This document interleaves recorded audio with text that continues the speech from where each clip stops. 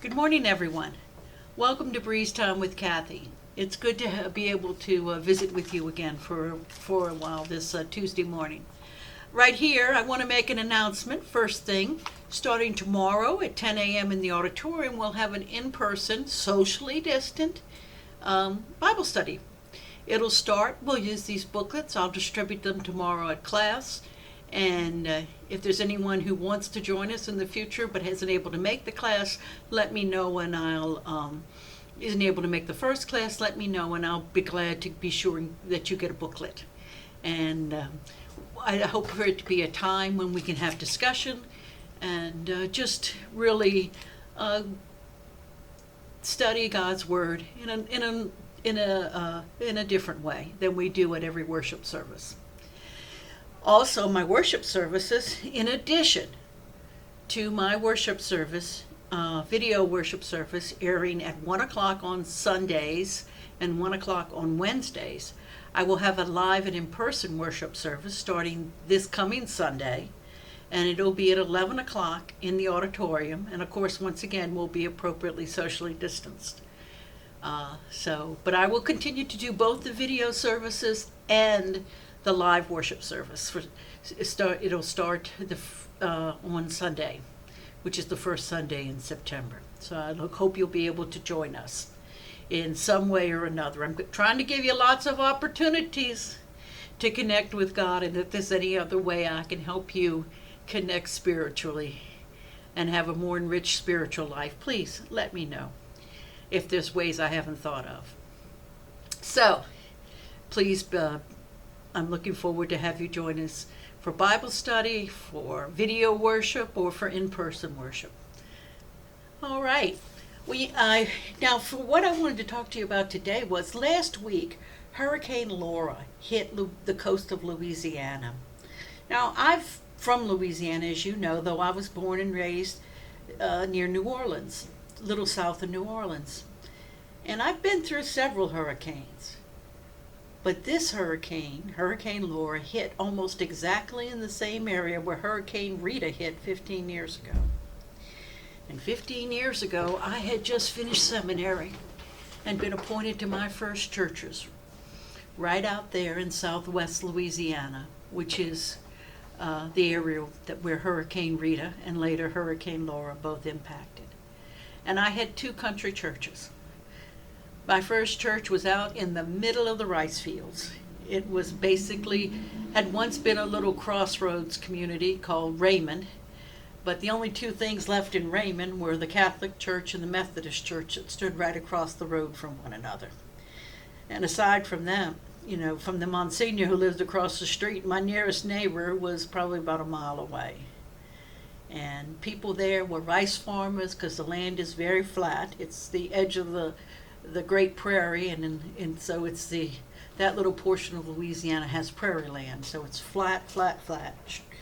And I remember I was and a lot of people are rice farmers, and when you can't grow rice every year because it depletes the soil. So what they would do, you have to build ponds and little dikes for your rice fields, and even in the years you let it go fallow, you don't want to have to rebuild all that every time. So you don't plow up the land. Instead, they put cattle on it, was the most common thing to do. Because cattle are wonderful because they'll step right over your little dikes and dams that run around, and that run around your rice fields to hold the water in when you need it to. And they'll also drop lots and lots of manure, so you let them do that, and that way every other year or every third year you can farm rice, and that's what the farmers did. So they were rice farmers and cattle farmers for the most part around me. And I tell you what, it was flat land, and the wind just blew right across it, and it was nice. They were good people. I had two churches. I lived at Raymond, which I just described that area. And then about 10 miles away, 12 miles away actually, was the little church at Roanoke. Now Roanoke, Louisiana is a very small community, and that church there, they actually had a little general store, and they had a gas station. No traffic light, please. But those were the only two things they had left anymore. And it was basically had once been a stop on the railroad line. And out there, there was a stop on the line every 5 miles. And the little towns grew up around them, so it was really strange. Every 5 miles you had a town as you went west. It was amazing. It was really funny. But they were wonderful people at both of my churches, and I would have a service at 10 o'clock at one church and then at 11 o'clock at the other church. So I had to, 9:30 in Raymond, and then 11 o'clock at Roanoke. So I had to get going on that road in between the two churches. They were wonderful people, and I really enjoyed it. But Hurricane Katrina hit. Now that's what I'm starting with. Well, Hurricane Katrina hit about 3 weeks before Hurricane Rita. But when Hurricane Katrina hit, there were thousands and thousands of evacuees from New Orleans, and my church really stepped up, and we helped at the refugee centers that had been set up and things like that, at the shelters. And there were just many things that we did, and that lasted about 2 to 3 weeks, and then all of a sudden we get warning that there's going to be another hurricane, Hurricane Rita, and it's going to hit us and go possibly over toward Houston. Well, we got the brunt of it, as it turned out. By that time, all of our evacuees had been evacuated, and all of our everybody south of I-10, which Roanoke, my little church in Roanoke, sat just at I-10. I-10 ran along the same place where close to where the old railroad had run, where the railroad still ran, and so it was only less than a mile off of the interstate, and my church in Raymond was north of the interstate, so I opted. We didn't have mandatory evacuations there, and so I opted to stay, and Michael and I stayed. Oh, and that storm hit, and Michael pointed out that almost all the hurricanes he's ridden through hit at night. It was true with Katrina, it was true with Rita, it was true with Betsy, and all the storms and Camille, all the storms I've been through seems like they hit wherever I am at night, and the same thing was true with Rita. We expected the power to go off, and yes, it did, and Michael and I were prepared, and we were sitting at the dining room table, and we were prepared, right? Yeah, we were. And the wind howled, and it was just, at times it was so loud we couldn't hear each other talk. It blew in the door at the parsonage, on the carport patio we had, but we were able to take care of that. Didn't really affect the house quite as bad, and one of the front brick pillars on the house blew down. I had a porch across the front, and one of the brick pillars threw down, but the roof stayed. It wasn't too bad. And my church in Raymond, we did all right with the Raymond church. The Roanoke church, well, they lost a good part of their roof, and they had some water damage, so we had to replace the roof at my other church. But that's not really... That was the aftermath. So the damage wasn't terrible, but there were downed trees everywhere. Definitely people were affected. Further south, my church, I had people who lived and came to church at my church in Raymond, at Roanoke, who lived even further south in areas that were flooded and areas where the tide had come ashore. But it was really something else to have been through that hurricane. Not only was it the tension of the night, and as the storm passed, and the wind, and just hearing it howl so loud, it was amazing. And in the morning, and of course we didn't have any electricity, and Michael and I dealt with it. Now the problem is, it got hot. It was Louisiana. It was late August, and believe me, or early September. It was hot. After that storm blew through, there were trees down everywhere. Power lines were knocked down. Houses were damaged. Saw a lot of blue tarps going up over houses to help cover the roof and things like that. And, I remember on Sunday, there weren't that many of my own church members, some had stayed, but I stood out in front of the church, and we didn't have services because there wasn't any air conditioning, and the church didn't have windows that opened.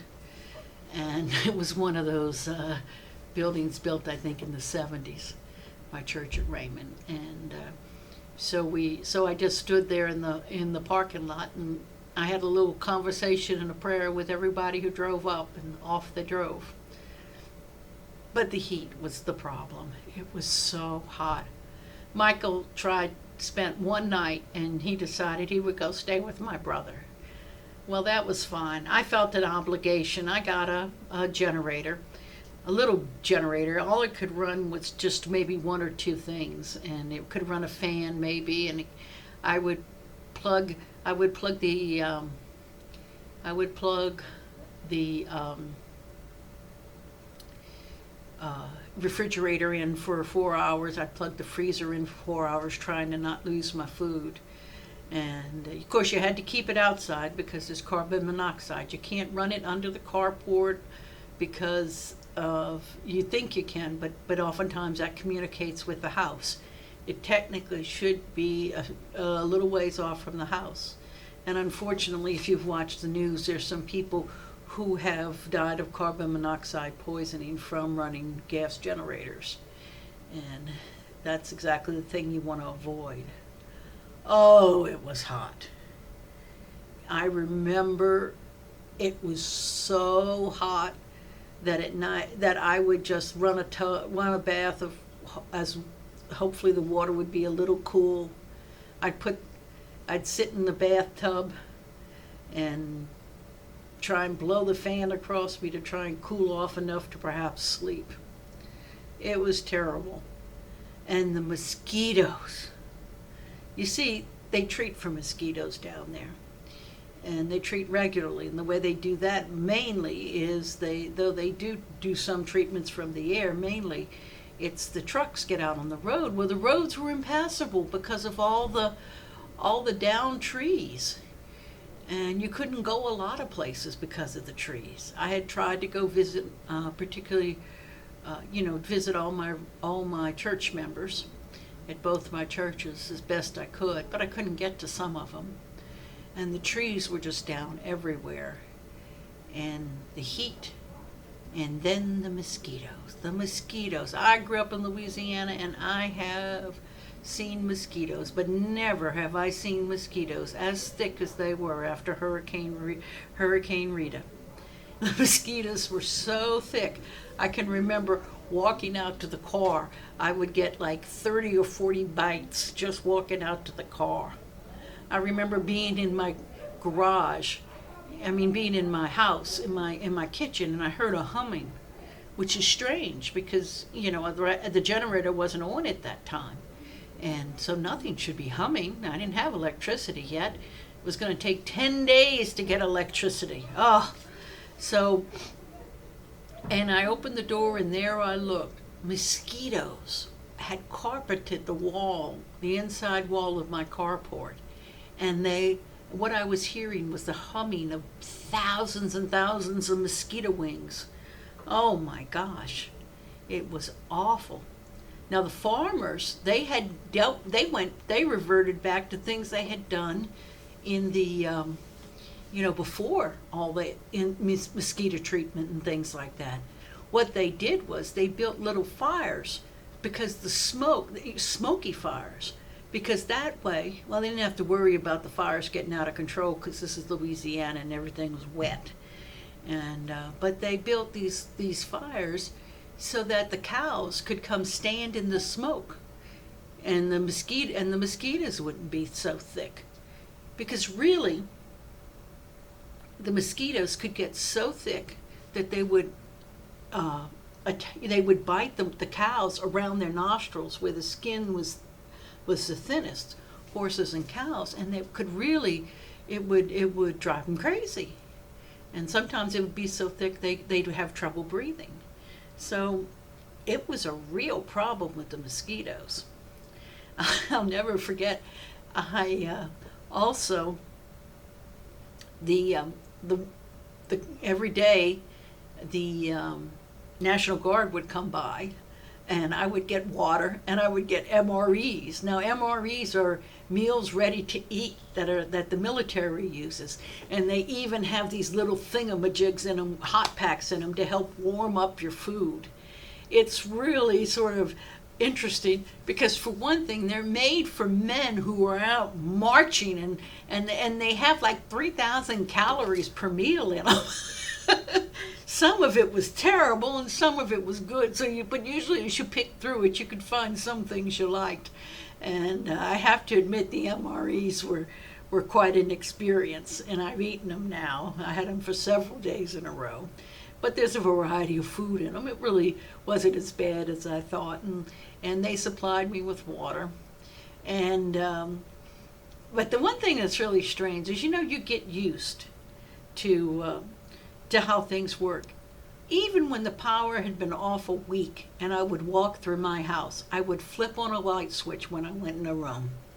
Force of habit. Our habits are amazing how they stick to us. It feels unreal when I think about that time. It was just so different than anything I'd experienced before. Waiting to get gas, and never so happy because, you had to see before the power companies could come through, the tree cutters had to come through first. And of course the population is low in that where I was.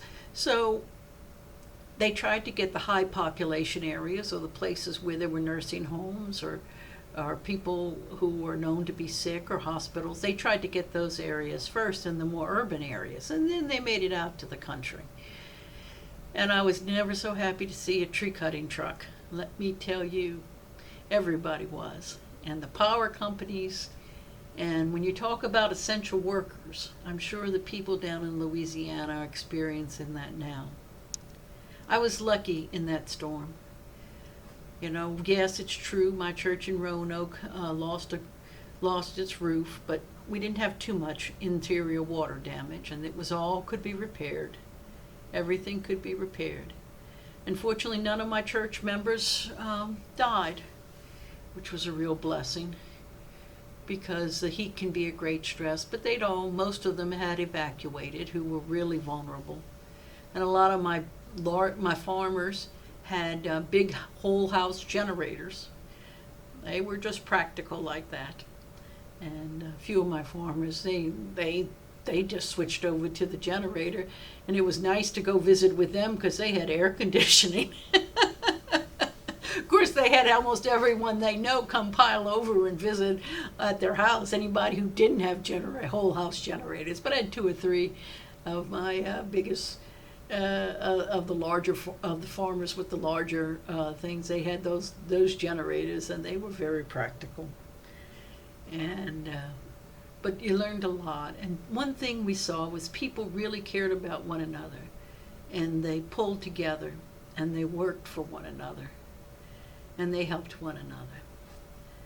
I think the natural times of natural disaster bring out the best in people, and they bring out the worst in people. And it made me realize how dependent on technology I'd become. I absolutely was miserable in the heat. I'll confess, my brother lived about 5 hours away, and I ended up going to spend a few days with him. Once I checked on all my churches and seen most of my members who were still in town, then I went and visited my brother because I just couldn't take the heat anymore.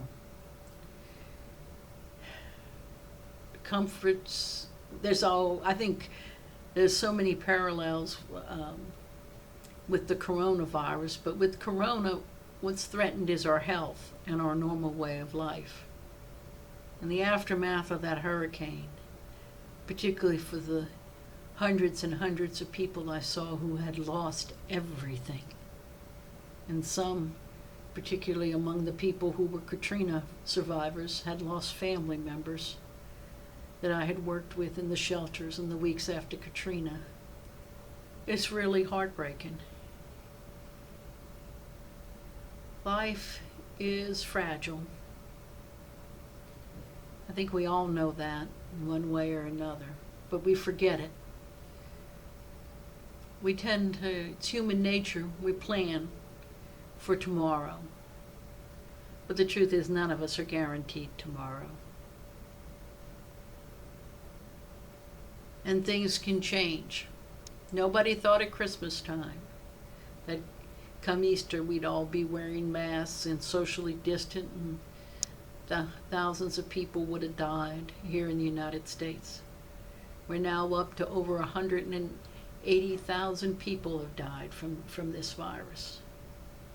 Lives have been changed. Families have been devastated. And the same thing happens with natural disasters. Life is fragile. Things do change. But one thing is constant. God is the same yesterday, today, and forever. And the truth is, no matter what we experience in this life, Earth is not our home. It's just where we live temporarily. I think we ought to take care of it. I think we ought to do the best we can. But we're pilgrims on a journey. We're just passing through. And our eternal home is in heaven with God, the God who created us, the God who loves us, and the God who will give us the strength to get through what we need to get through when we need to get through it, if we just ask Him. I hope and pray that we'll all keep that in mind. And remember, plan for tomorrow, enjoy today, but be ready for eternity. Until next time, God bless.